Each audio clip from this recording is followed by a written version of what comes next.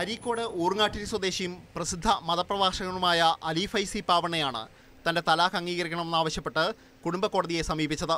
തലാഖ് ചൊല്ലിയതിനു ശേഷവും ഭാര്യ പാരക്കി ജമീല ജീവനാംശം നൽകാനുള്ള കോടതി വിധി സമ്പാദിച്ചിരുന്നു. ജീവനാംശത്തിന്റെ തുക കൂട്ടണമെന്നാവശ്യപ്പെട്ട് വീണ്ടും ജമീല കോടതിയെ സമീപിച്ചതോടെയാണ് അലി ഫൈസി മലപ്പുറം കുടുംബ കോടതിയിൽ ഹർജി നൽകിയത്. തലാഖ് ഖുറാനിക ശാസനകൾക്ക് വിരുദ്ധമാണെന്ന് ജമീലയ്ക്ക് വേണ്ടി വാദിച്ച അഡ്വക്കേറ്റ് KP ഇസ്മായിൽ കോടതിയിൽ പറഞ്ഞു.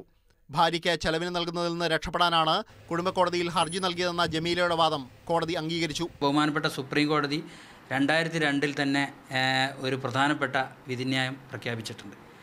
അതിലും പറയുന്നത് there must be a reasonable cause for effecting a Muslim divorce എന്നുള്ളതാണ്. ഒരു കാരണം പറയാതെ അവർ തലാഖ് അയച്ചത് ഒന്നും പറഞ്ഞിട്ടില്ല. തലാഖിന്റെ നിയമപ്രകാരമുള്ള മധ്യസ്ഥ ചർച്ച നടന്നോ എന്ന കോടതിയുടെ ചോദ്യത്തിനും അലി ഫൈസി വ്യക്തമായ മറുപടി നൽകിയില്ല.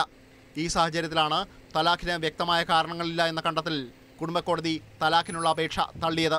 മാതൃഭൂമി ന്യൂസ്, മലപ്പുറം.